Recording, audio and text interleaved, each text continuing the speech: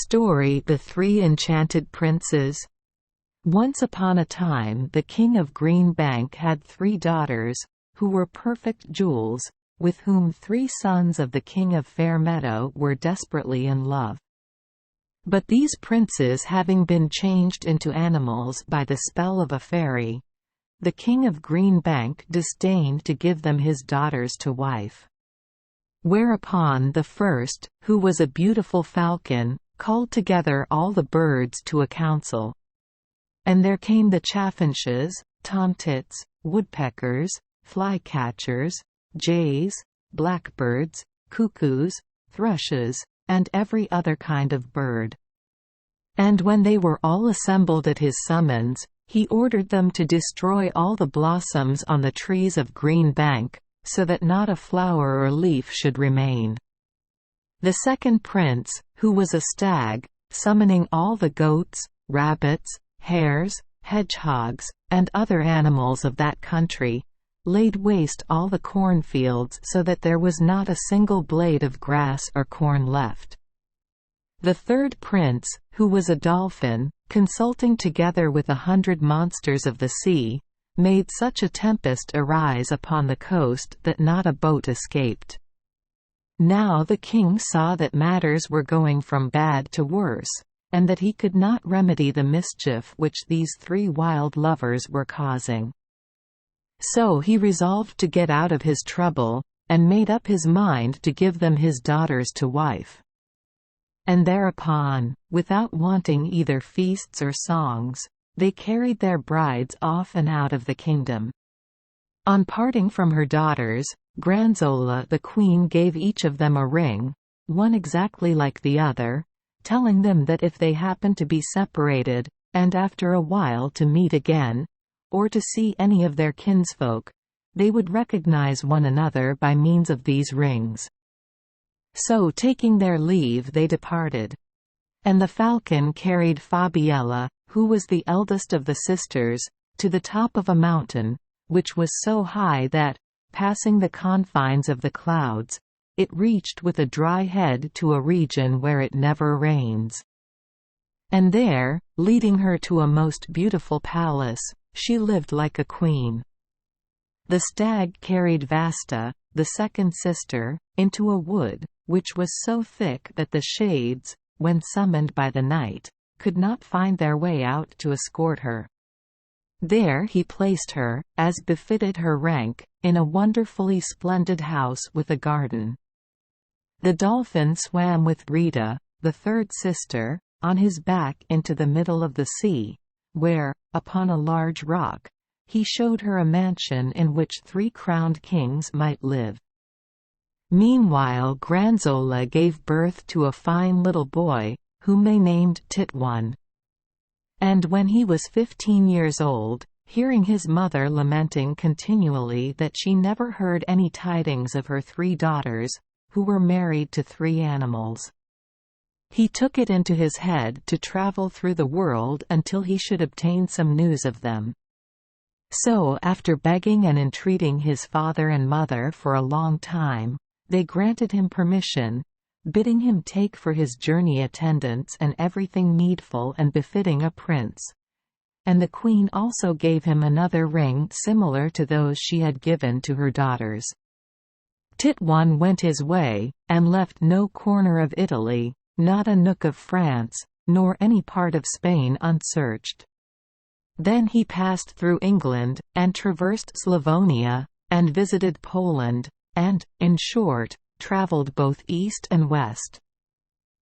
At length, leaving all his servants, some at the taverns and some at the hospitals, he set out without a farthing in his pocket, and came to the top of the mountain where dwelt the falcon and Fabiella. And as he stood there, beside himself with amazement, contemplating the beauty of the palace, the cornerstones of which were of porphyry, the walls of alabaster, the windows of gold, and the tiles of silver, his sister observed him, and ordering him to be called, she demanded who he was, whence he came, and what chance had brought him to that country. When Titwan told her his country, his father and mother, and his name. Fabiella knew him to be her brother, and the more when she compared the ring upon his finger with that which her mother had given her. And embracing him with great joy, she concealed him, fearing that her husband would be angry when he returned home.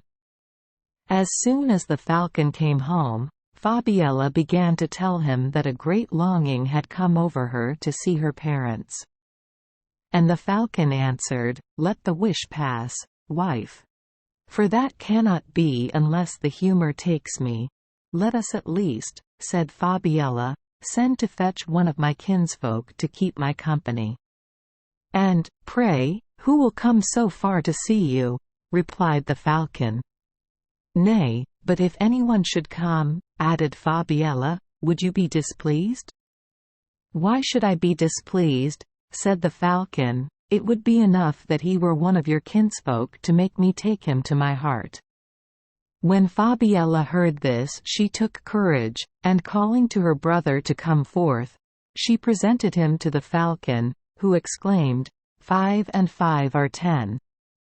Love passes through the glove, and water through the boot. A hearty welcome to you. You are master in this house. Command, and do just as you like."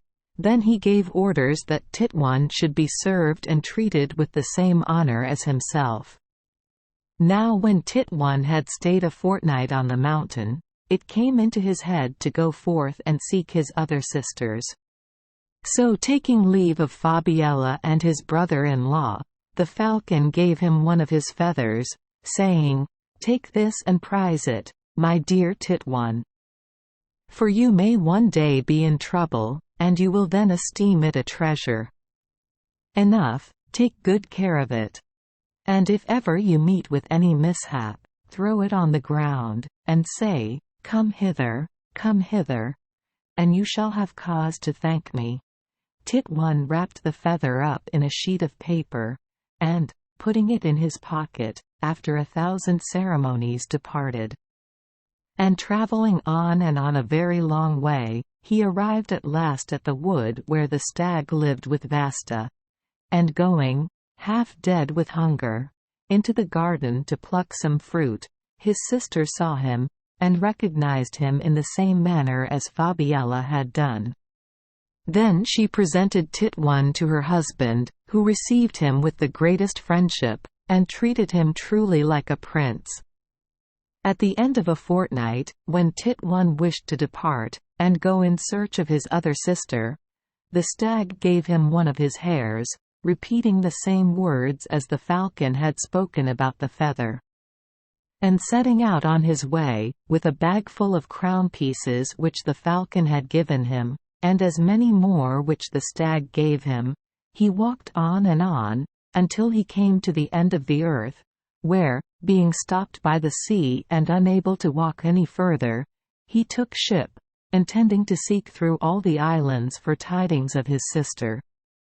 So setting sail, he went about and about, until at length he was carried to an island, where lived the dolphin with Rita.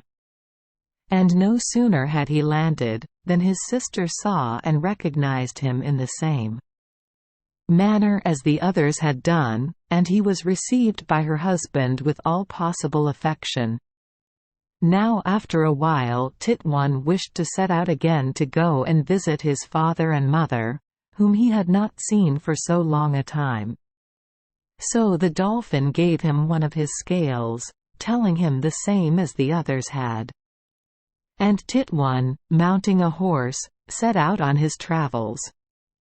But he had hardly proceeded half a mile from the seashore, when entering a wood, the abode of fear and the shades, where a continual fair of darkness and terror was kept up, he found a great tower in the middle of a lake, whose waters were kissing the feet of the trees, and entreating them not to let the sun witness their pranks. At a window in the tower Titwan saw a most beautiful maiden sitting at the feet of a hideous dragon, who was asleep. When the damsel saw Titwan, she said in a low and piteous voice, "O noble youth, sent perchance by heaven to comfort me in my miseries in this place, where the face of a Christian is never seen. Release me from the power of this tyrannical serpent, who has carried me off from my father, the king of Bright Valley, and shut me up in this frightful tower, where I must die a miserable death." "Alas, my beauteous lady," replied Tit-One, "what can I do to serve thee?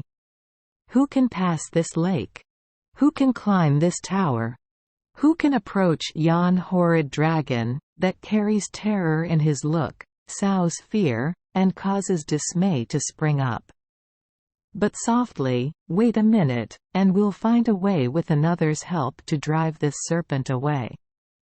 Step by step, the more haste, the worse speed, we shall soon see whether 'tis egg or wind." And so saying he threw the feather, the hair, and the scale, which his brothers-in-law had given him, on the ground, exclaiming, "Come hither, come hither."